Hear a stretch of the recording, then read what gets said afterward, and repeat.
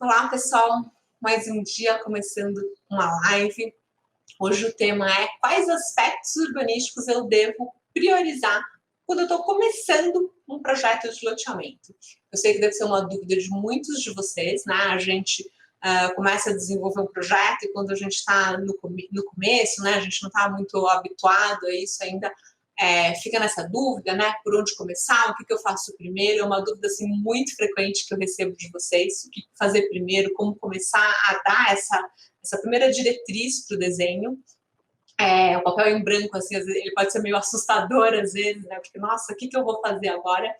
Então, na live de hoje eu vou falar um pouquinho de como a gente começa, de como eu trabalho e dar algumas dicas para vocês para como começar a desenhar de fato, né? Pôr a mão na massa no seu projeto de loteamento.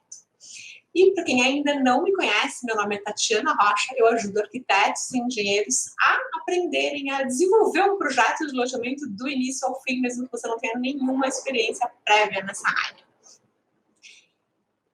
E se você ainda não me segue aqui no Instagram ou no YouTube, me siga nos dois, ative as notificações. No YouTube eu vou começar a colocar agora vídeos novos toda segunda, quarta e sexta.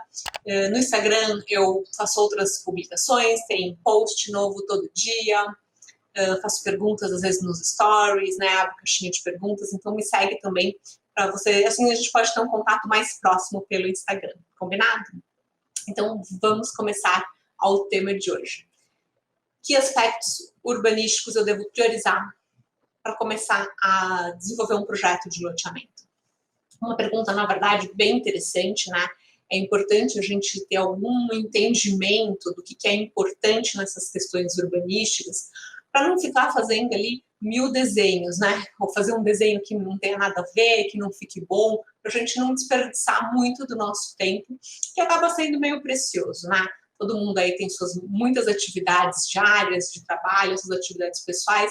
Então, quanto mais a gente aprender sobre um determinado assunto, quanto mais a gente melhorar nesse assunto e conseguir desenvolver com mais assertividade, é melhor, tá? Eu não vou dizer aqui que vai ser mais rápido, porque eu não vou te dizer que desenhar é super rápido. Depois que você aprender, você vai desenhar super rápido. Não é uma questão de ser rápido, tá? É uma questão de ser assertivo. E por que eu tô fazendo essa diferença aqui para vocês, assim, logo de cara? Porque, assim, mesmo eu que tenho aqui 15 anos de experiência, não é que eu sento e desenho um projeto e, em meia hora eu desenhei um projeto, nossa, foi super rápido ali, fez, tal, saiu. Não é assim. E nem é esse o objetivo. O importante é a gente ser assertivo no nosso projeto. A gente fazer um desenho, né? Até porque a gente não faz um desenho, só a gente acaba fazendo vários desenhos, mas um desenho que tenha ali todos os elementos que a gente queira ter no projeto, né? Que atenda a legislação, que atenda o cliente e que te agrade, né, como produto final, porque no final você é o arquiteto, você está ali, ou o engenheiro, você está ali desenvolvendo aquele projeto, você também tem que ficar feliz com o que você fez, né, com o que você está concebendo ali na sua proposta. E é importante, então, a gente ser assertivo, tá? A gente precisa ter esse conhecimento para ser assertivo. Mesmo eu, com toda a minha experiência, não vou sentar e desenhar um projeto em meia hora. Tem projetos, tem terrenos que eles são complexos, né? Às vezes a legislação ela tem tantas restrições que acaba sendo mais demorado para a gente desenhar, né? Você tem que pensar ali em como encaixar todas as coisas.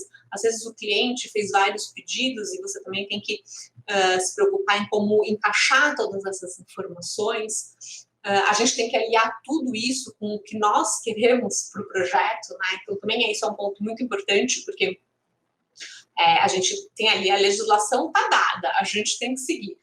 O que o cliente solicitou de briefing, né, de produto, tamanho de lote, coisas assim, a gente também tem que seguir. E a gente tem que colocar a nossa concepção no projeto. Então, não necessariamente você vai pegar ali uma área e vai conseguir desenhar aquilo super rápido. Em meia hora fiz um desenho, pronto, acabou. Fechei quadro de áreas, entreguei para o cliente, o desenho nunca mais vai voltar. Não é assim. Mas é claro que se a gente entende, né, se a gente tem um conhecimento do que a gente precisa priorizar no nosso projeto, a gente consegue desenvolver isso com mais assertividade e a gente também não vai ficar ali, né, 3 semanas para conseguir fazer um desenho. Mentira, ninguém demora tanto tempo. Mas o importante é a gente entender, na verdade, né, todas essas relações, conseguir saber fazer essas relações, né, entre a legislação, o cliente e o que você quer, para conseguir colocar em prática, né, e conseguir fazer um projeto que fique atendendo a todos os pedidos, a todas as pessoas, e também que fique bom para você, né, que fique bom dentro daquilo que você tem como o que seria o melhor conceito para aquela área, tá? Bom, isso aqui foi só uma introdução, então, assim, o que a gente precisa priorizar quando a gente começa a desenvolver um projeto?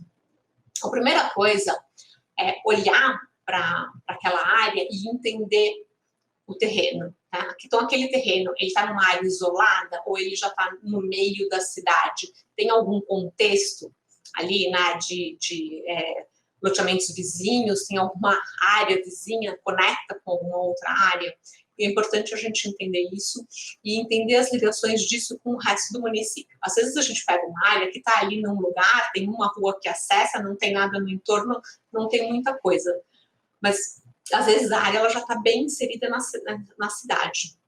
E um ponto muito importante quando a gente começa o projeto é entender a inserção daquela área na cidade, quais vão ser as conexões viárias do seu empreendimento com os bairros vizinhos.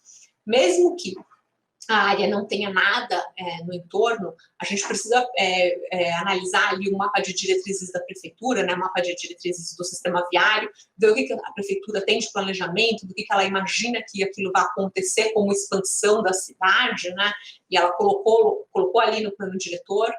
A gente tem que ver como que funciona a cidade, onde que está o centro, para onde que é o interior, qual que é o fluxo das pessoas, para saber o que a gente vai ter de diretriz viária dentro daquele empreendimento. Quando eu digo diretriz viária, não é que é para passar uma rua de 30 metros de largura no meio da área, tá, gente? Não é isso. Mas, assim, é o que vai ter de sistema viário ali que vai conectar os espaços. Independente se você está fazendo um loteamento fechado ou um loteamento aberto, você vai ter ali ruas, né? Dependendo do tamanho da sua área, talvez só uma rua, ou se a sua área for muito grande, você vai ter mais de uma rua, certamente, mas você vai ter ruas que vai fazer que vão fazer essas conexões viárias, certo? Entre o bairro existente e a sua área.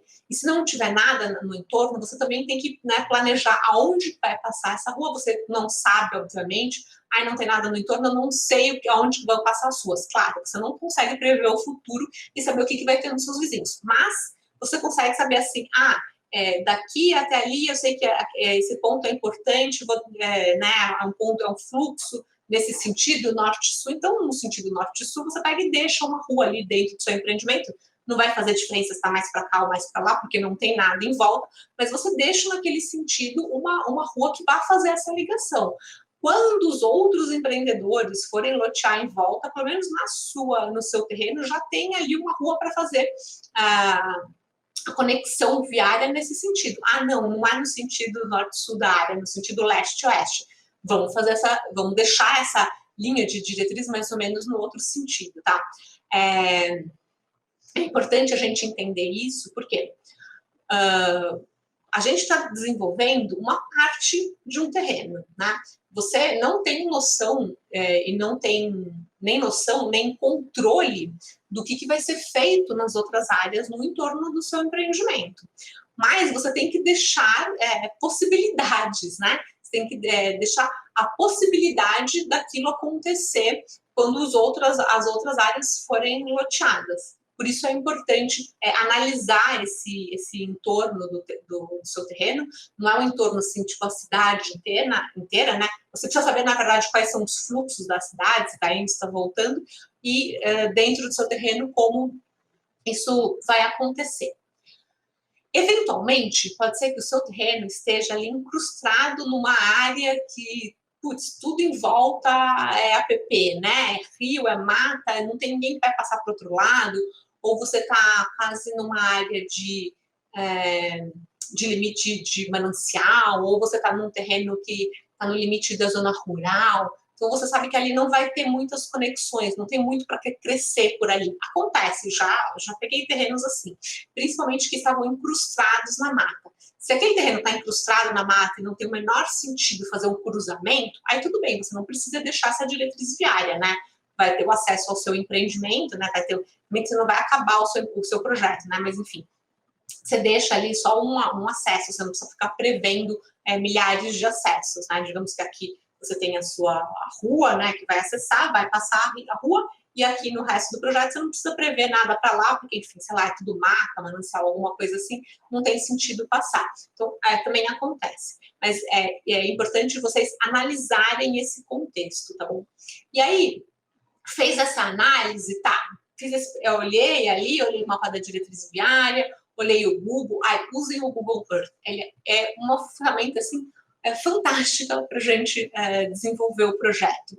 Não é sempre que você vai, que a área é na sua cidade, né? Às vezes é numa cidade que não é a que você mora, que você não conhece muito, que você não andou por todos os lugares para saber como é que funcionam os fluxos da cidade, e olhando pelo Google você consegue ter uma ideia, né? Você vê as avenidas principais, você vê para que lado que está se expandindo o município, você consegue entender um pouco desse contexto, tá? Então, olhem muito o Google Earth. Me perdi agora.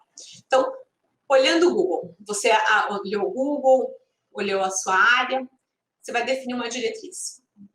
Quando você está começando a desenhar, você não precisa já pegar, então eu vou traçar ela exatamente aqui, já desenho a minha linha, já dou offset, a linha está aqui e travo aquilo no seu desenho. Não é assim. Primeiro que você não começa desenhando no AutoCAD, né? Já falei disso aqui várias vezes. Você está lá no seu papel manteiga, com a área embaixo, você pega e fala, eu preciso ter uma rua que vai fazer a conexão aqui, norte-sul, leste-oeste, diagonal, o que seja. Então, você marca ali no seu projeto, assim como você marcou as restrições ambientais, você marca qual que é a sua intenção da diretriz viária, tá? Você não precisa já de cara cravar aquilo no seu projeto, porque o importante é a conexão, tá? Não é um pouquinho mais para cá ou mais para lá.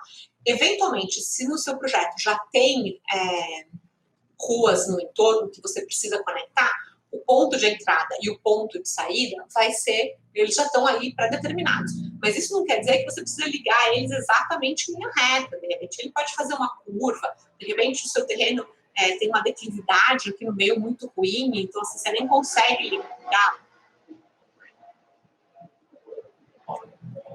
Eu começar a live para começar os helicópteros.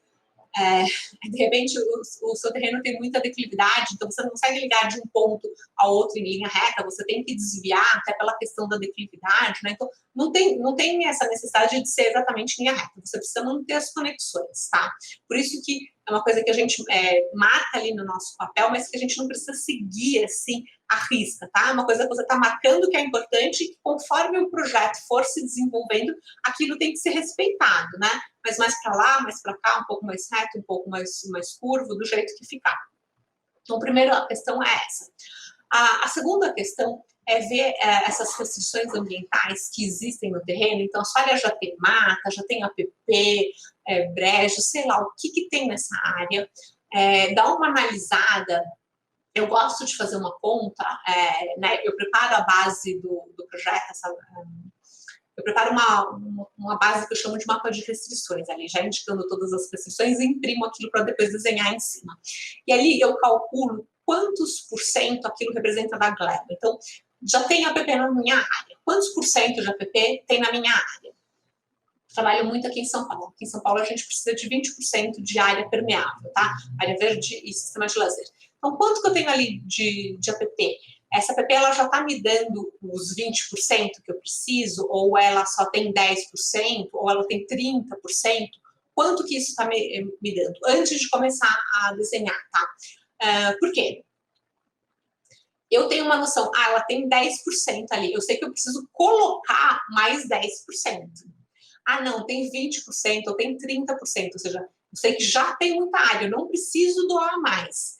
Então, eu não preciso criar grandes áreas verdes dentro do meu projeto. Eu posso criar uma praça ou outra ali, mas pouca coisa, pequeno, porque senão o cliente vai reclamar de que eu estou doando muita área.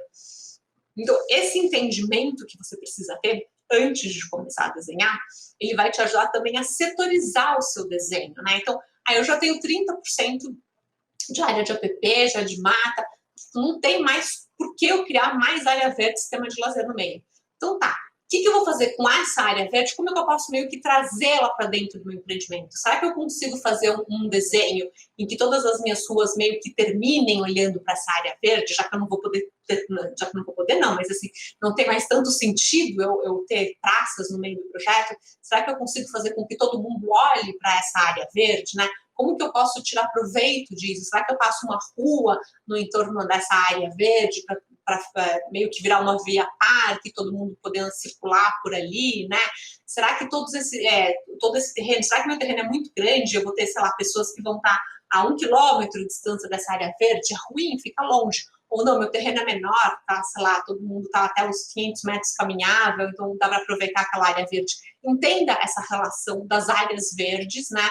Da porcentagem de áreas verdes, tem o suficiente, se você precisa colocar mais, de como você consegue tirar proveito disso, tá? Mas assim, dá uma pensada previamente antes de começar a desenhar, tá? Tudo isso que eu tô falando é pra gente pensar antes de começar a desenhar. Você tá com o desenho ali na mão, você tá com tudo para começar a desenhar, mas você tá processando essas informações antes de efetivamente colocar a mão na massa, tá? A gente precisa pensar um pouquinho antes, porque às vezes a gente, quer tanto desenhar, já dá offset, já saiu um monte de desenho e não processou essas coisas antes, e aí o desenho fica um offset de divisa e fica feio, tá?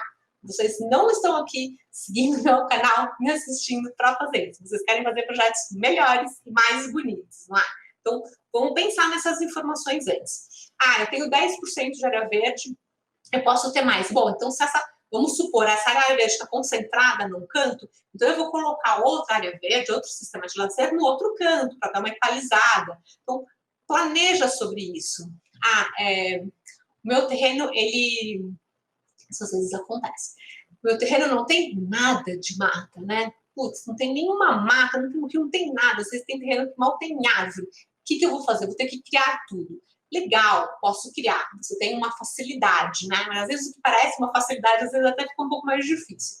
O que eu vou fazer? Eu quero que essa praça, essa área verde vai estar no meio, ela vai estar meio no entorno. Aí é legal você olhar também de novo, voltar no Google e olhar o que tem no entorno da sua área. Será que tem alguma área de mata ali no vizinho que é legal você deixar uma mata meio que fique, que dê continuidade na mata? Eu já falei sobre isso numa live sobre ecologia urbana com a IVE, em que a gente fala da questão da continuidade das matas, né? É importante para a fauna, para a flora, mesmo nas cidades grandes, gente, ter a continuidade das matas, né? Isso acontece muito pelos rios. O rio ele tem muito essa função de garantir a continuidade, né, da mata e da circulação da fauna e da flora. Então, não tem nada no seu terreno. Veja, será que tem alguma mata assim ali que você consegue meio que projetar ali na sua área que dê essa continuidade? Se tiver, né? Igual a diretriz viária matar, seria legal mais ou menos eu matar nessa continuidade. Aí depois você vê o que você consegue encaixar. Não precisa assim, eu vou fazer um corredor verde ali sem cruzar nenhuma rua. Também não chega tanto, você vai poder ter ruas no meio, mas né, veja como que você consegue planejar isso no seu projeto, tá? Pode ser que tenham outras coisas que sejam interessantes. Você, por exemplo, colocar uma mata, por exemplo, uma área verde, por exemplo. Às vezes a gente tem terrenos que eles estão de frente ou muito próximos de rodovias que são movimentadas, ou seja, elas são geradoras de ruído. Será que eu consigo colocar ali uma área verde que vai funcionar meio como um bolsão, assim, para ajudar a reduzir o ruído dentro do meu loteamento? Pode ser uma ideia boa. Da mesma forma, nessa frente ali também, será que posso colocar uma área institucional, né, nessa área que está mais próxima da rodovia, também pela questão de fazer um bolsão do ruído, né? A área institucional ela tem um uso temporário, né, normalmente, né, as pessoas não ficam ali o tempo inteiro diferente de uma residência. O melhor seria deixar uma área verde. Então, dá uma pensada, analisa o terreno, ver aonde que estão as áreas verdes, o que dá para fazer, o que encaixa, onde que seria interessante, dar uma setorizada sobre isso. E aí sim, com essas informações, você vai pegar ali o seu resumo da legislação, que você já analisou, tamanho de lote, sistema viário, e você vai começar a fazer os primeiros traçados.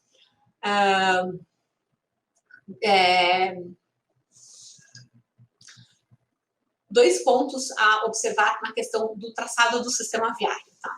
o primeiro ponto é a questão de desenhar contra a curva e a favor da curva. O que é desenhar contra a curva, né? A gente tem as curvas de níveis, tipo aqui assim, várias curvas, e a gente pega e desenha assim de bico. E desenhar a favor da curva, você tem a curva nesse sentido e você vai desenhar a rua ali no sentido da curva. Quando a gente desenha a rua no sentido da curva, a gente consegue ter ruas com declividades menores. Quando a gente vai contra a curva, certamente a gente vai ter uma declividade de sistema viário bem maior. Algumas empresas, alguns tipos de projeto, dependendo do tipo do projeto, as pessoas preferem que o projeto seja feito de um jeito ou do outro. Quais são as possibilidades? As empresas que vendem lotes, né, as loteadoras que vendem lotes, principalmente que vendem lotes um pouco maiores, ou se você tem um terreno que não tem uma declividade tão grande, preferem que você faça a rua a favor da curva, tá? Você desenha ali a favor da curva, porque aquela rua vai ter uma declividade menor, fica mais suave para os pedestres, é mais fácil para as pessoas construírem calçadas depois, não vai ficar aquela calçada cheia de degrau, você respeita mais o terreno, né? Vai ter um corte menor, a terraplanagem disso com certeza vai ser menor, mesmo se você estiver numa área com muita declividade, se você desenhar a favor da curva, a terraplanagem vai ser menor, porque fica mais fácil de você fazer a terraplanagem. Então, isso é uma característica, tá? São as vantagens e o que as pessoas que preferem desenhar contra a curva. Outras empresas vão preferir fazer o projeto contra a curva. Por quê? Às vezes, só dependendo da declividade que isso não é possível. Porque as empresas que preferem desenhar contra a curva, elas falam que você tem uma facilidade na questão da implantação da infraestrutura. Quando a gente está a favor da curva e a rua ela tem uma declividade muito baixa, a infraestrutura fica um pouco mais complicada. Mas, tipo, gente, declividade muito baixa, tipo 0,5%, tá? 1%. Isso é realmente ruim. E a contra a curva, mesmo se o terreno for um terreno, sei lá, de 5%, o terreno, tá? De 5% de declividade, 10% de declividade, o terreno for com uma declividade muito baixa, quando você faz contra a curva, você está indo, né, no sentido contrário, você vai ter uma declividade maior do sistema viário e a declividade maior do sistema viário favorece melhor a implantação da infraestrutura, porque a drenagem, o esgoto, eles vão por gravidade, então ele fica mais fácil fazer o escoamento, tá? Então, algumas empresas preferem contra a curva por essa questão, por essa facilidade da construção da infraestrutura. Agora, ponderando isso a favor da curva, isso acontece se você tem um terreno que tem uma declividade muito baixa, a infraestrutura é difícil. Agora, se você tem um terreno com uma declividade mais alta, acima de 10%, esse problema não vai existir, tá? Desenhando a favor da curva. E algumas empresas que eu trabalho, que elas fazem implantação, elas fazem um loteamento, depois elas fazem a implantação de casinhas, elas vendem conjuntos habitacionais, estilo Minha Casa Minha Vida, né? Não é público, é privado, mas estilo Minha Casa Minha Vida, elas às vezes preferem fazer contra a curva, porque elas vão patamarizando as casas, né? Então elas vão fazendo um patamar aqui, outro patamar aqui, e para fazer isso elas preferem trabalhar contra a curva. Elas falam que na hora de fazer um muro de arrimo, é mais fácil a gente fazer um muro de arrimo lateral, é mais barato, dá menos problema para os vizinhos, enfim, do que se elas desenham a favor da curva, fazer isso. Aí o muro de arrimo ficaria no fundo, isso ia ficar mais complicado, o muro ia ficar maior, enfim. É uma questão de engenharia, tá? Aí tem que entender o seu cliente, o produto que ele quer, o que ele vende, né? Para você decidir um pouco do seu projeto. Sempre que for possível, eu recomendo que se desenhe a favor da curva, tá? O impacto da terraplanagem no terreno ele vai ser menor. Bom, outro ponto que você vai analisar antes de começar, né? Como que você vai começar a projetar? Porque você está olhando ali o seu terreno, está olhando as curvas, e aí você vai a favor das curvas ou contra as curvas, né? Feitas todas essas observações, você vai olhar e vai decidir como que você vai desenhar isso no seu projeto. Por fim, pensem no tamanho do lote que você está fazendo no projeto. Independente do qual é o zoneamento, né? porque às vezes pode ser que o seu zoneamento ali permite lote de 150 e pode ser que o cliente tenha te pedido um lote de 300, ok? Mas assim, o lote que você está desenvolvendo no projeto, qual é o tamanho desse lote, qual é o tamanho mínimo, na verdade, que o cliente deseja, qual a frente mínima do lote, e pensa em como que vai ficar essa configuração no projeto, pela seguinte razão. Quando os lotes eles são muito pequenos, né, quando a gente trabalha com lotes assim, tipo de 150 metros quadrados, ou 200 metros, eles são lotes pequenos.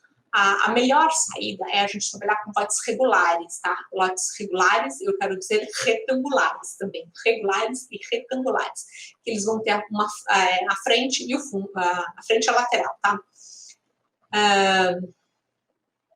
Qual que é a diferença de você ter lotes regulares? Você consegue garantir que o lote ele seja o lote mínimo, né? Você vai ter ali lotes retangulares, eles vão ficar no tamanho mínimo de 150 metros. É mais fácil, você vai dando um offset ali depois do lote, ele vai ficar naquele tamanho mínimo, vai sobrar as diferenças para as esquinas. Quando a gente trabalha com curva no projeto, garantir que o lote ele vai ficar nesse lote mínimo é muito difícil. A curva, ela sempre faz com que na hora que a gente faça a divisão de lotes, o lote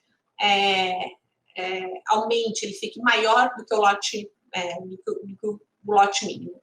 Por quê? O lote mínimo, a gente está trabalhando com o lote mínimo, ele sempre está acompanhado da frente mínima. Então, a gente também está ali trabalhando com a frente mínima. Então, vamos supor que a gente, num lote de 150 metros quadrados, a gente está trabalhando com a frente mínima de 7, que é a frente mínima ali daquele município, naquele zoneamento. Então, a gente tem uma frente mínima de 7. Se você está numa quadra regular, numa quadra que é reta, e você vai dando offset um do ladinho do outro, todo mundo garante que todo mundo tem frente de 7, lote regular, 150 metros, perfeito. Agora, se você tem uma quadra curva, a quadra curva, ela, de um lado, ela é côncava e do outro lado ela é convexa. Do lado que ela é côncava, ali na parte de cima, aqui você não vai ter frente de 7 metros. A tua frente vai ter que ser maior, porque se você tiver frente de 7 metros, na hora que o teu lote for para o fundo, ele vai reduzir muito e ele não vai ter 150 metros.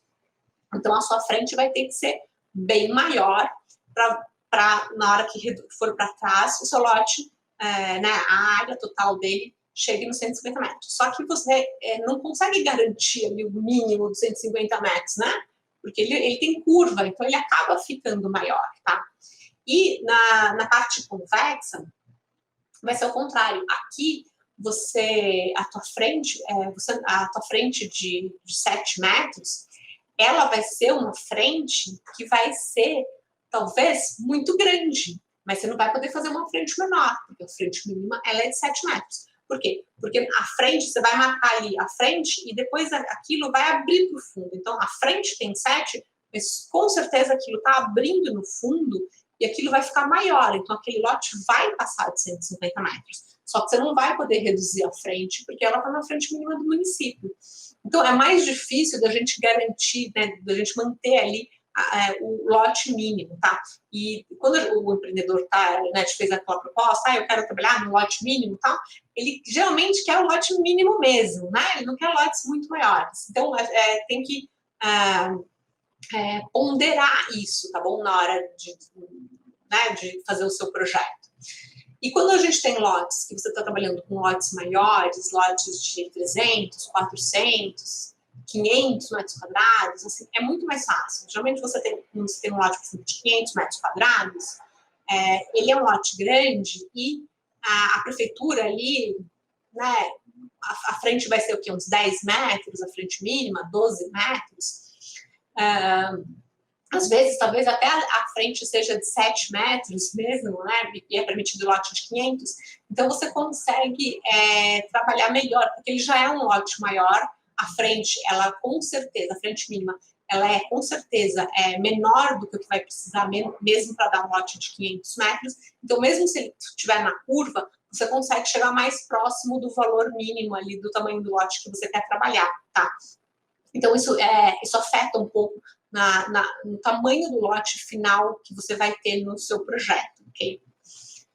Então, pensem nisso também na hora que vocês estão desenvolvendo o projeto, né? Eu quero fazer uma rua, eu quero fazer mais reto, quero fazer mais curvo, qual é o tamanho do lote, qual é o perfil desse produto. Se o terreno ele tiver uma curva muito grande, né, ele tiver uma declividade muito grande, você tiver que seguir aquela curvatura, tente fazer, e o seu lote for pequeno, tente fazer curvas que sejam bem abertas, tá? Não faz curvinha fechada. É muito complicado dividir, não é complicado dividir, a gente consegue dividir, claro. Só que você não consegue garantir o tamanho mínimo, tá? O tamanho acaba passando do que você precisa. Então, se você tem trabalhando com lotes pequenos e o terreno é curvo, tem muita declividade, não, melhor fazer uma curva, faça grandes curvas, tá? Curvas com raios grandes, tá? Que aí fica mais fácil de você trabalhar essa questão da frente, né? A mesma parte que for convexa, ela não vai ser muito fechada, ela vai ser bem aberta, a parte curva também é bem aberta, então você consegue trabalhar melhor essa questão do tamanho do lote e a frente mínima não vai atrapalhar tanto, vai ser mais fácil você chegar no tamanho ali, ficar no tamanho médio de lote próximo do tamanho mínimo, tá? Você não vai conseguir ter todos os lotes no tamanho mínimo, mas eles vão ficar mais próximos, vai ser mais fácil você fazer a divisão de lotes e ter tamanhos próximos do que se a curva for muito fechada.